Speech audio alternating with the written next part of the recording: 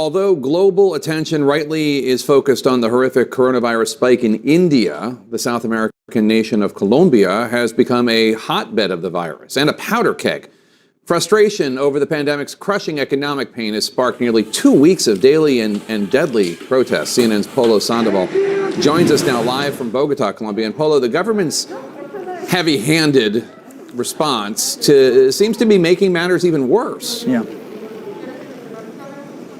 And Jake, we've spent some time not only here in Colombia's capital, but also some of the more colonial historic towns outside of the city. And it becomes clear that Colombians across the country have had enough. And so they have been taken to the streets now for nearly 2 weeks trying to get their voices heard. A quick reminder for our viewers how this all started. It was almost 2 weeks ago when the administration of Colombian President Ivan Duque rolled out this tax reform that the administration had hoped would actually help this country dig itself out of this COVID-caused economic hole. However, a lot of members of the middle class, a lot of the working class here in Colombia saw that this would directly and negatively impact them. So what we've seen for the last 2 weeks since that moment is not only the withdrawal of that reform by the administration, but by then it was too late. We've already seen widespread anger throughout the entire country. However, we have also noticed the evolution of the list of demands from those protesters. Right now, they are calling really for the government to address this economic inequality that has millions of Colombians hurting. In fact, the latest figures from the government showing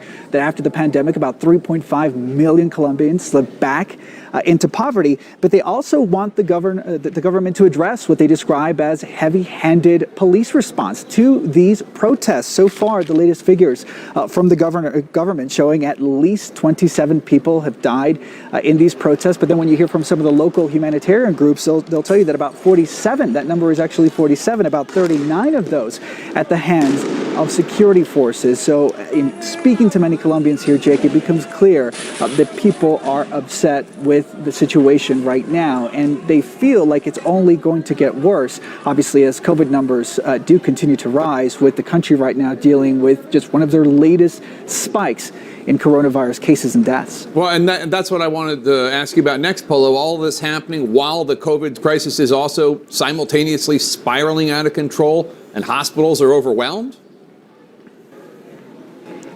And precisely for that reason, the government certainly does not want to see those large crowds that we've actually seen for the last several days. They not only gather in parks, but also they shut down streets. And so health authorities here are certainly trying to keep up with vaccination efforts, but it becomes very clear that they are sort of swimming against the current here as they try to reach as many people as they can to get vaccines to where they're mostly needed. So it's certainly one of the big priorities. But again, this just it's created this, as you put it, as correctly put it, this powder keg with daily demonstrations here in the heart of Colombia. You might be able to hear one here in the Plaza Bolivar.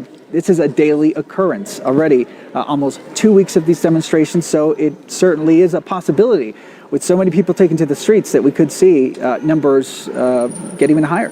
And how many people did you say, the activists say, have been killed by the government?